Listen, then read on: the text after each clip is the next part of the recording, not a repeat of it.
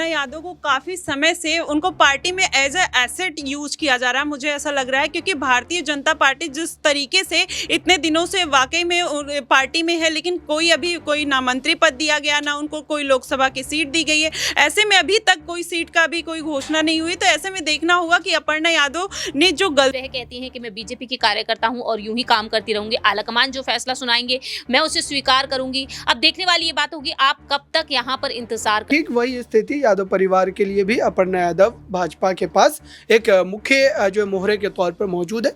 अब देख नमस्कार, मैं नाज़मीन खान और आप देख रहे हैं SPN9 न्यूज। आप सभी का बहुत बहुत स्वागत है मेरे खास प्रोग्राम बात सच की में।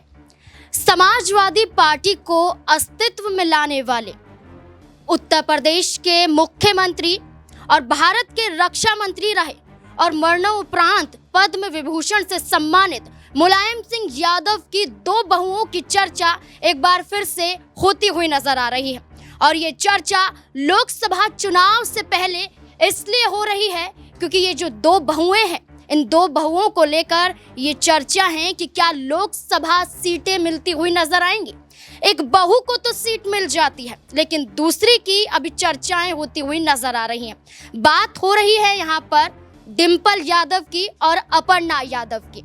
डिंपल यादव समाजवादी पार्टी से सांसद हैं और मैनपुरी सीट दोबारा से उन्हें दे दी जाती है, लेकिन अपर्णा यादव जो 2022 के विधानसभा चुनाव से पहले समाजवादी पार्टी का दामन छोड़कर भारतीय जनता पार्टी में आकर शामिल हो जाती हैं, वो अपर्णा यादव को भारतीय जनता पार्टी क्यों दरकिनार कर रही हैं। 2022 के विधानसभा चुनाव में भी ना अपर्णा यादव को जगह दी जाती है, मेयर चुनाव में भी अपर्णा यादव को नहीं उतारा जाता है।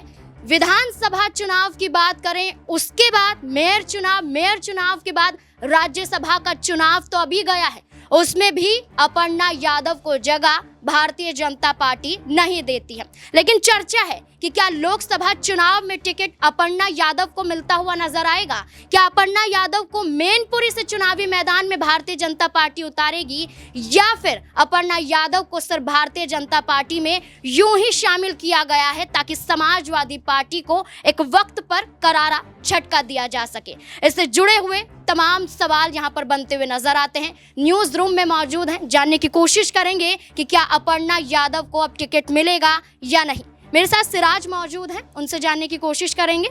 सिराज, पहले तो आपका बहुत बहुत स्वागत है। सिराज, जैसे कि देखा जाए कि लोकसभा लिस्ट जारी होती हुई नजर आ रही है, भारतीय जनता पार्टी ने पहली लिस्ट जारी की, 195 नाम, उत्तर प्रदेश में 91 नाम यहाँ पर सामने आए।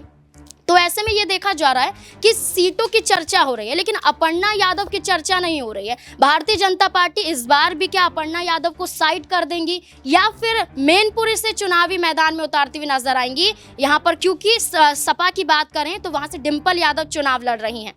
जी बिल्कुल, इसमें कोई दो राय नहीं है, क्योंकि जिस तरीके से अभी लगातार यूपी की सियासत की बात करें तो बीजेपी जो तमाम छोटे दल हैं उनको कहीं ना कहीं समेटने का प्रयास कर रही हैं। और उसी तौर पर देखा जाए तो मायावती जिस तरीके से अकेले चुनाव लड़ने का ऐलान कर चुकी है, कहीं ना कहीं बीजेपी को इससे ज़रूर फायदा है। और निश्चित तौर पर मैनपुरी की जो सीटें हैं वहाँ पर बीजेपी जो है दाव खेल सकती है, या आजमगढ़ की बात करें वहाँ से भी बीजेपी दाव खेल सकती है। ये तमाम जो सीटें हैं जो कि सपा का गढ़ माना जाता है, जहाँ पे हम संभल की बात करें, फिरोजाबाद बात करें, तमाम जो सीटें हैं ये कहीं ना कहीं यहाँ पर बीजेपी ज़्यादा जोर दे रही है। वहीं कांग्रेस के खिलाफ अमेठी में भी लगातार जोर दे रही है। बनारस की बात करें तो ये जो महत्वपूर्ण सीटें हैं यूपी की, इस पर जो है बीजेपी काफ़ी ज़्यादा जोर दे रही है, और ये कह सकते हैं कि सियासी मायने से काफ़ी ज़्यादा महत्वपूर्ण है। और कहीं ना कहीं मैनपुरी जहाँ से डिंपल यादव हैं, वहाँ पे कह सकते हैं बदायूं जहाँ से शिवपाल यादव हैं, तो ये जो सीटें हैं यहाँ पे बीजेपी महत्वपूर्ण कार्य कर सकती है और वहाँ पे कुछ बड़ा दाव खेल सकती है। देखिए, यहाँ पर आपने कहा आजमगढ़ और भारतीय जनता पार्टी को लेकर आपने कहा कि बहुत ज्यादा पहुंच है, लेकिन समाजवादी पार्टी की भी तो है। आजमगढ़ की बात करें तो आजम खान यहां से सांसद थे, अब जेल में चले जाते हैं, लेकिन उनके बहू की बात हो रही है, शिद्रा आजम की बात होती हुई नजर आ रही है कि उन्हें टिकट दिया जाएगा। और आज चौथी लिस्ट समाजवादी पार्टी की जारी होगी, क्या लगता है टिकट मिलेगा? जी बिल्कुल, इसमें कोई दो राय नहीं है, क्योंकि जिस तरीके से आजमगढ़ जो है वो सपा का गढ़ रहा है, तो निश्चित तौर पर परिवार की बहू को ही वहाँ से टिकट मिल सकता है, या फिर किसी बड़े नेता को, सपा के जो बड़े करीबी नेता हैं उनको टिकट मिलने की उम्मीद है। देखिए बिल्कुल यहाँ पर टिकट मिलने की उम्मीद तो बताई जा रही है, लेकिन यही देखना होगा कि समाजवादी पार्टी अपनी तरफ से मेहनत कर रही है, अपनी तरफ से प्रत्याशियों को उतार रही है। लेकिन भारतीय जनता पार्टी की बात करें, जहां पर हमने अपर्णा यादव की चर्चा करी, अपर्णा यादव को भारतीय जनता पार्टी चाहती तो राज्यसभा का चुनाव लड़वा सकती थी। क्यों? क्योंकि यहाँ पर सीधे वो एक सांसद बन जाती है, आराम से चुनाव लड़ना उनके लिए काफ़ी आसान हो जाता। लेकिन क्या देखा जाता है कि अपर्णा यादव की बजाय भारतीय जनता पार्टी 8 प्रत्याशियों में अलग ही नामों का ऐलान करती है। बेशक जीत जाती है, लेकिन अपर्णा यादव को जगह क्यों नहीं दी जाती, इस पर बार बार सवाल यहाँ पर बनता हुआ नजर आता है। लेकिन अगर इस बार भी अपर्णा यादव को लोकसभा चुनाव को देखते हुए टिकट नहीं दिया गया, तो क्या समाजवादी पार्टी में वापसी करती हुई नजर आएंगी? क्या अपनी गलती का एहसास अपर्णा यादव को होगा? माही मेरे साथ मौजूद है, इससे जुड़ा हुआ सवाल माही से पूछेंगे कि वो क्या सोचती हैं।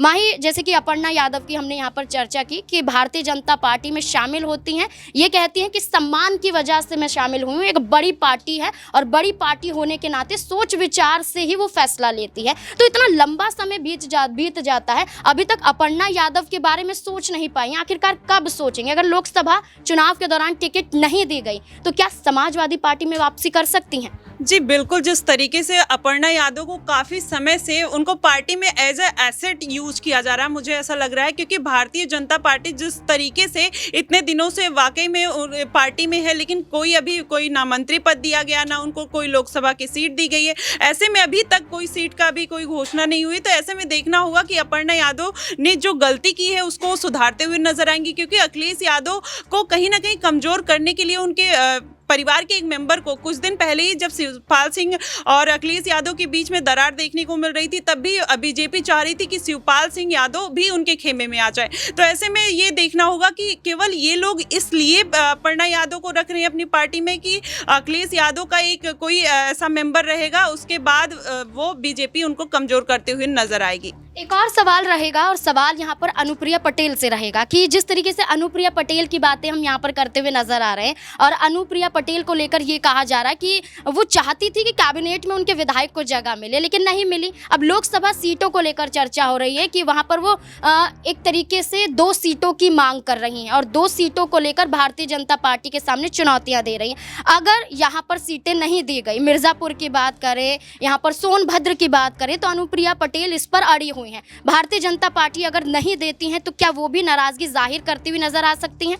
जी बिल्कुल, जिस तरीके से अनुप्रिया पटेल भी लगातार बीजेपी में कार्यरत रही काफ़ी समय से, और उन्होंने अच्छा काम किया, और ऐसे में अगर बीजेपी उनको सीट नहीं देगी तो जाहिर तौर पर जैसे पल्लवी पटेल है, वो भी कहीं ना कहीं अखिलेश यादव से नाराज है। तो वैसे में वो बीजेपी में आने वाले समय में हो सकता है कि अगर अखिलेश यादव उनको कुछ अच्छा नहीं करते, अगर वो पीडीए की राजनीति से नाराज चल रही हैं, तो ऐसे में हो सकता है कि अनुप्रिया पटेल के साथ जुड़ते हुए नजर आए। लेकिन अनुप्रिया पटेल मुझे नहीं लगता कि बीजेपी छोड़कर कहीं जाने वाली है, क्योंकि बीजेपी में उनको पता है कि उनका जो वर्चस्व है वो हमेशा से बरकरार रहने वाला है, और बीजेपी अभी सत्ता में है, तो वो एक अच्छी पार्टी और एक कामयाब पार्टी के रूप में देखी जाती है। तो ऐसे में अनुप्रिया पटेल भले उनको मंत्री पद मिले या ना मिले, लेकिन फिर भी वो टिकी रहती हुई नजर आएंगी। देखिए बिल्कुल, यहाँ पर अनुप्रिया पटेल बेशक भारतीय जनता पार्टी को छोड़कर ना जाना चाहती हूँ, लेकिन ये कहा जा रहा है कि पल्लवी पटेल की नाराजगी को दूर करने के लिए समाजवादी पार्टी जुड़ी हुई है। वो इसलिए क्योंकि समाजवादी पार्टी से नाराजगी पल्लवी पटेल जाहिर कर चुकी है।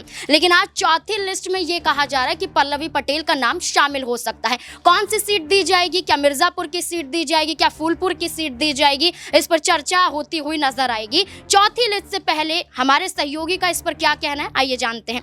प्रांशी, जिस तरीके से देखा जा रहा है कि यहाँ पर मिर्जापुर की बात करें, फूलपुर की सीट पर पल्लवी पटेल पहले मांग कर रही थी कि उनकी माँ कृष्णा पटेल को ये सीट दी जाए, लेकिन चर्चा चल रही है कि फूलपुर की सीट पल्लवी पटेल को दी जा सकती है, वो सीट दी जाएगी। दूसरी सीट की चर्चा हो रही है मिर्जापुर की, अगर मिर्जापुर की दी जाएगी तो अपनी बहन से मुकाबला होगा। फूलपुर की सीट दी जाएगी तो अपनी मां को कहीं ना कहीं दरकिनार करती हुई नजर आएंगी। क्या पल्लवी पटेल खुश होंगी समाजवादी पार्टी जो सीटें ऑफर कर रही हैं? देखिए, समाजवादी पार्टी अगर पल्लवी पटेल की मांग के मुताबिक सीटें यहाँ पर देती है तो जाहिर है कि पल्लवी पटेल खुशी जाहिर करती हुई देखी जाएंगी, क्योंकि राज्यसभा चुनाव में हमने देखा कि पल्लवी पटेल ने साफ तौर पर यहाँ पर पीडीए का मुद्दा उठा दिया था, और उसके अनुसार अखिलेश यादव ने फैसला नहीं लिया। उनका कहना साफ तौर पर रहा। तो जाहिर है कि लोकसभा चुनाव में अगर पल्लवी पटेल ये मांगे जो रखती हुई नजर आ सकती हैं, क्योंकि यही कहा जा रहा है कि 2 सीटों की वह मांग रखती हुई नजर आ सकती हैं, लेकिन फिलहाल यहाँ पर पल्लवी पटेल का नाम अब तक सामने नहीं आया है। अब देखते हैं कि आने वाले समय में अखिलेश यादव उन्हें कौन सी सीटें देते हैं, क्योंकि जयंत चौधरी की जो मांगे रही थी उन मांगों के मुताबिक वह साफ तौर पर जयंत चौधरी को 7 सीटें देना चाह रहे थे, लेकिन बीजेपी में आज क्या है, बीजेपी में 2 सीटें उन्हें दी जा रही हैं। तो ऐसे में अखिलेश यादव जाहिर है कि यहाँ पर पल्लवी पटेल की मांग को पूरा करते हुए नजर आएंगे। जो उनके कड़े तेवर देखने को मिले हैं, तो कहीं ना कहीं उन्हें ये डर जरूर रहेगा कि पल्लवी पटेल भी उनका साथ छोड़ के ना जाएं। तो ऐसे में वह उनकी मांगों को पूरा करते हुए देखे जा सकते हैं। देखिए, यहाँ पर मांग के आधार पर ही किसी पार्टी को ज्वाइन किया जाता है, तो ऐसे में पल्लवी पटेल की मांग है सीटों को लेकर, लेकिन अपर्णा यादव कहती है कि मैं भारतीय जनता पार्टी में किसी मांग के साथ नहीं आई हूँ, मेरी कोई भी मांग नहीं है। अगर कोई मांग नहीं है तो नाराजगी क्यों दिखाई जा रही है कि वो दिल्ली जाती हैं, बीजेपी के कई बड़े नेताओं से मुलाकात करती हैं, चर्चा की जाती है कि 2027 के विधानसभा चुनाव से पहले तो कोई बड़ी जिम्मेदारी उन्हें दे दी जाए। अगर जिस तरीके से लोकसभा चुनाव की चर्चा हो रही है, सीटों का बंटवारा हो रहा है, सीटों पर प्रत्याशियों को उतारा जा रहा है, आखिरकार अपर्णा यादव को क्यों नहीं? देखिए, फिलहाल तो अपर्णा यादव को लेकर कोई भी ऐसी जानकारी सामने नहीं आई कि वह लोकसभा चुनाव लड़ेंगी। कैंट सीट से वह चुनाव लड़ती हुई देखी गई थी, लेकिन वहां से उन्होंने हार का सामना किया है। देखा तो ये भी गया कि यादव कुनबे में मुलायम सिंह यादव जी जो चाहते थे साफ तौर पर कि अपर्णा विष्ट यादव भी चुनाव लड़े, लेकिन अखिलेश यादव उनको टिकट देना नहीं चाहते थे, बल्कि डिंपल यादव को उन्होंने उस वक्त आगे किया था।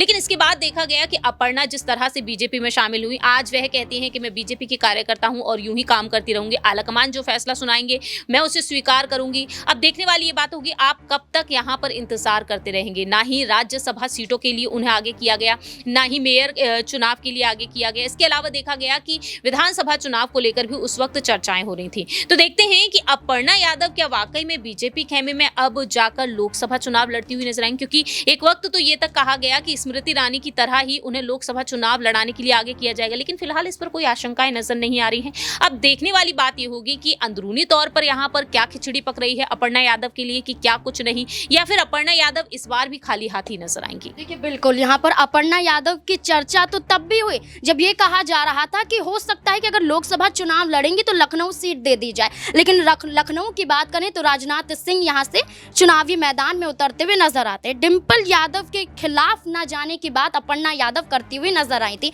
उन्होंने कहा था कि भारतीय जनता पार्टी किसी भी सीट से चुनाव लड़वा दे, लेकिन अपने परिवार के खिलाफ वो चुनाव नहीं लड़ेंगी। जब अपनी परिवार के खिलाफ चुनाव नहीं लड़ेंगी तो क्या साफ तौर पर भारतीय जनता पार्टी की नाराजगी झेलती हुई नजर आएंगी? अबरार मेरे साथ मौजूद है, जानने की कोशिश करेंगे कि अब यहाँ पर अपर्णा यादव का क्या कदम रहने वाला है।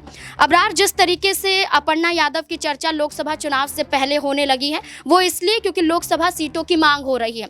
अपर्णा यादव की बात करें तो वो ये कहती है कि अपने परिवार के खिलाफ चुनाव नहीं लड़ूंगी, कोई भी सीट दे दीजिए लेकिन अपने परिवार वाली सीटें ना दी जाए। जैसे डिंपल यादव मैनपुरी की बात करें, अब शिवपाल यादव की बात करें बदायूं से, तो ऐसी सीटें की मांग अपर्णा यादव नहीं कर रही है। जब यहाँ पर खुद चुनौती, खुद मांग रखती हुई नजर आती हैं तो क्या भारतीय जनता पार्टी उन्हें सुनेगी या फिर दरकिनार करती हुई नजर आएंगी? देखिए, भारतीय जनता पार्टी के पास यादव परिवार के खिलाफ एक बड़ा चेहरा है कहीं भी किसी भी सीट पर लड़ाने के लिए, और बीजेपी अपर्णा यादव को भाजपा में इसलिए ही रखना चाहती है कि वो यादव परिवार के खिलाफ कहीं उस चेहरे का इस्तेमाल कर सके। अब सोचिए कि मुलायम सिंह यादव के देहांत के तुरंत बाद जब मैनपुरी लोकसभा उपचुनाव होता है तो उस समय जो है वहाँ पर उन्हें प्रत्याशी बनाने के लिए भाजपा ने जी तोड़ मेहनत की और लगातार उनको मनाने की कोशिश की गई। खुद जो है गृह मंत्री अमित शाह ने उनसे मुलाकात की थी और इस मुलाकात के बाद भी ये पूरा का पूरा मामला बनता नज़र नहीं आया।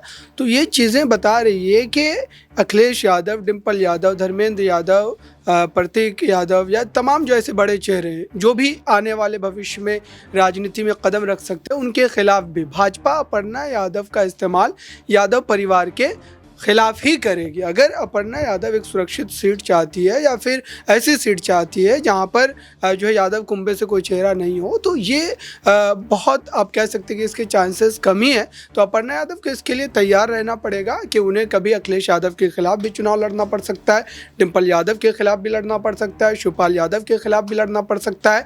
तो ये स्थिति बिल्कुल स्पष्ट है और भारतीय जनता पार्टी ने इसको मैनपुरी लोकसभा उपचुनाव के समय ही बता दिया था। जब आप सोचिए कि गृह मंत्री से मुलाकात हुई थी अपर्णा यादव की, तो इसका मतलब सीधे तौर पर ये है कि हाई कमान जो है वो कहीं ना कहीं जो है इस पूरे मामले को लेकर लगातार एक दबाव जो है वो डाल रहा था अपर्णा यादव पर कि वो किसी भी तरीके से मैनपुरी उपचुनाव में जो है तैयार हो जाए। लेकिन अब देखना यह है कि आखिरकार लोकसभा चुनाव के लिए उन्हें क्या सीट दी जाती भी है भाजपा की तरफ से, अगर दी जाती है तो कौन सी सीट दी जाती है, क्या वो अखिलेश यादव के खिलाफ होगा या फिर शिवपाल यादव के खिलाफ होगा, धर्मेंद्र यादव के खिलाफ होगा, क्योंकि भाजपा ये चाहेगी कि कहीं ना कहीं उस चेहरे को जो है उनके खिलाफ भुनाया जा सके। जैसे गांधी परिवार के खिलाफ वरुण गांधी को भुनाया जाता है, मेनका गांधी को भुनाया जाता है, तो ठीक वही स्थिति यादव परिवार के लिए भी अपर्णा यादव भाजपा के पास एक मुख्य जो मोहरे के तौर पर मौजूद है। अब देखते हैं कि अगली लिस्ट में इस पूरे मामले पर भाजपा का क्या रुख रहता है। देखिए, बिल्कुल जाहिर तौर पर बात है कि अगर अपर्णा यादव भारतीय जनता पार्टी में शामिल हुई हैं तो भारतीय जनता पार्टी की नीतियों को, रीतियों को फॉलो तो करना पड़ेगा। अपर्णा यादव को उन बातों को भी मानना पड़ेगा कि अगर भारतीय जनता पार्टी चाहे तो यहाँ पर वो सीटें भी दे सकती हैं जो समाजवादी पार्टी की सीटें हो सकती हैं, उनके परिवारों की सीट भी हो सकती है। अब अपर्णा यादव ये तय करेंगी कि चुनाव लड़ना है या नहीं। लोकसभा चुनाव को लेकर दूसरी लिस्ट कब भारतीय जनता पार्टी की जारी होती है, क्या अपर्णा यादव का नाम होगा, क्या अपर्णा यादव की नाराजगी बढ़ेगी, ये देखना काफी दिलचस्प होने वाला है लोकसभा चुनाव से पहले। इस मुद्दे को लेकर आपकी क्या राय बनती है कमेंट सेक्शन में जरूर बताएं। देखते रहे SPN9 न्यूज़।